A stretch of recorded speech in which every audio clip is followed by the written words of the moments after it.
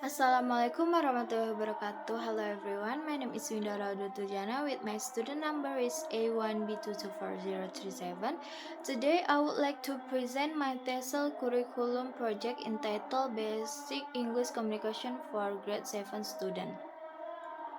This project focuses on designing an English syllabus for beginner-level junior high school students. The syllabus was developed based on students' needs and characteristics, and it applies several TESOL principles to create meaningful learning experience.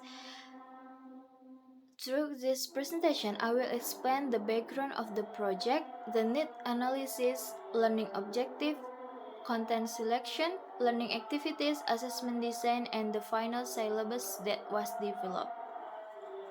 Okay, in the first slide, we have introduction. English is one of the most important international languages in the world. It is used for communication, education, technology, business, and access to global information. For students in junior high school, learning English is not only about memorizing vocabulary and grammar rules. It is also about developing the ability to communicate effectively in real-life situations. Therefore, teachers need a well-designed syllabus that can guide the teaching and learning process. The purpose of this project is to design an English syllabus for grade 7 students that support the development of basic communication skills. This syllabus is based on two major TESOL approaches, namely Communicative Language Teaching or CLT and Task-Based Language Teaching or TBLT. These approaches emphasize meaningful communication, active participation, and authentic language use. And then next, content selection. The target learners for this curriculum project are grade 7 students in the first semester of junior high school. I selected this group because grade 7 students are the beginning stage of secondary education. At this level, students are still building their foundation in English learning. Most of these learners are beginners. Their vocabulary knowledge is still limited, their grammar understanding is still developing, and many of them lack confidence when speaking English. In addition, English is learned as foreign language in Indonesia. This means that students have limited opportunities to use English outside the classroom. As a result, the syllabus needs to provide sufficient practice opportunities, encourage communication, and help students gain confidence in use English. And the next step is need analysis. The need analysis is an important step curriculum development because it helps identify what students need to learn. The analysis refers to categories of need, namely academic needs and social needs. Academically, students need English to understand simple text, follow classroom instruction, answer comprehension question, and write short sentences and paragraphs. Social, student needs English to greet others, introduce themselves, answer questions, and participate in everyday conversation. The analysis is also show that students need practical and functional English rather than complex language structure. Therefore, the syllabus focuses on the communication and everyday language use that students can apply both inside and outside the classroom. Next is learning outcomes. Based on the result of the need analysis, several outcomes were established at the end of the course. Students are expected to understand and use basic vocabulary related to everyday life.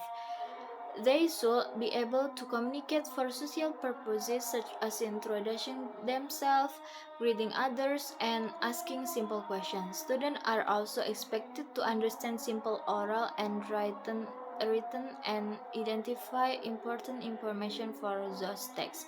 In addition, students should be able to write short paragraph using simple sentence structure. These learning outcomes were designed to be realistic, achievable, and appropriate for beginner level learners.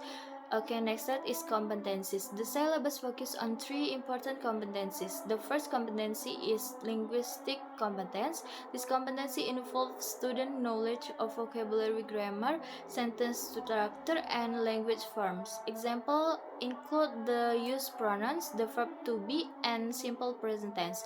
The second competency is sociolinguistic competence. This competency refers to the ability to use language appropriately in social situations. Students learn how to greet others politely, use formal interaction expression, and communicate according to context. The third competency is pragmatic competency. This competency focuses on understanding the purpose of communication, of conveying meaning actively. Together, these competencies help students develop communicative competence, which is one of the main goals of TESOL. Next slide is content selection and organization. The content of the syllabus was selected based on students' needs and daily experiences.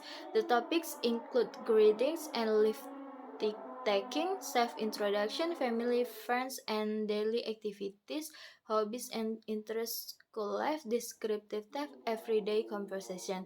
These topics were chosen because they are familiar and relevant to student life. In terms organization, the syllabus follow the principle of scaffolding. Students first learn basic vocabulary and simple expression. After that, they learn sentence patterns and short text. Finally, the participant communicative, active, and use language. This progress helps students step by step and prevents feeling overwhelmed.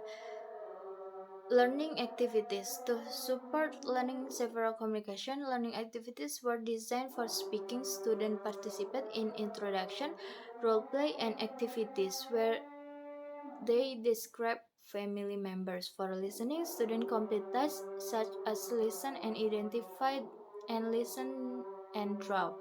These activities help students developing listening comprehension skills while keeping them engaged. For reading, students short descriptive text such as my best friend and in my life. They answer questions to demonstrate comprehension. For writing, students read short paragraphs about themselves and their favorite place.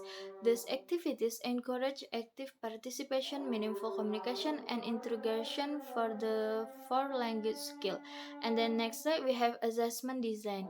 Assessment plays an important role in measuring student learning. This syllabus uses three types of assessment: diagnostic assessment, formative assessment, and summative assessment.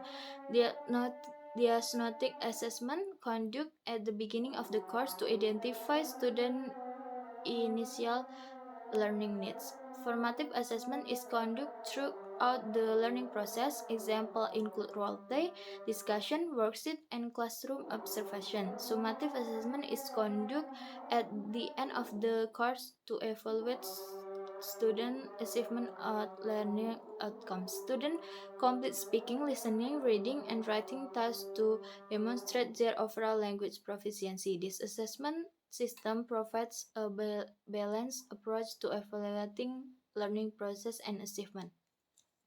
And then next slide is okay. The next slide is complete syllabus structure. The syllabus consists of 8 meetings. The first meeting focuses on introducing yourself. The second meeting focuses on introducing others. The third meeting covers daily activities and routines. The fourth meetings discuss family and friends. The fifth meeting focuses on the favorite place and descriptive language. The sixth meeting teach giving and following instruction. The seventh meeting is used for review and integrated practice activities. Finally, the eighth meeting is dedicated to the final performance task, where students demonstrate what they have learned throughout the course. These sequences reflects a gradual progression from simple communication to more integrated language use. And the next slide is strength of the syllabus. This syllabus has several strengths. First is learner center because it was developed based on student need, characteristic, and proficiency level. Second, it promotes communicative learning by encouraging students to use English in meaningful situations.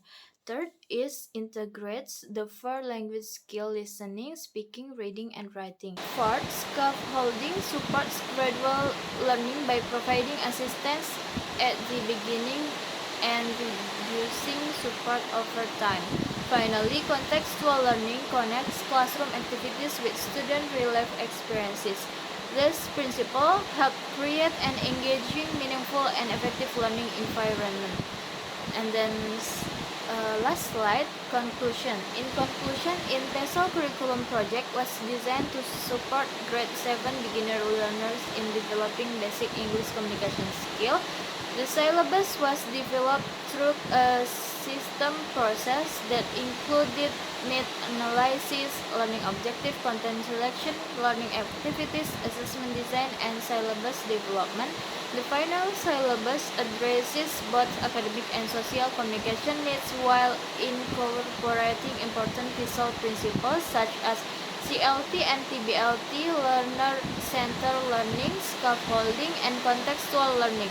Overall, the syllabus aims to help students build confidence, improve language proficiency, and use English in meaningful situations. Thank you very much for your attention. Wassalamualaikum warahmatullahi wabarakatuh.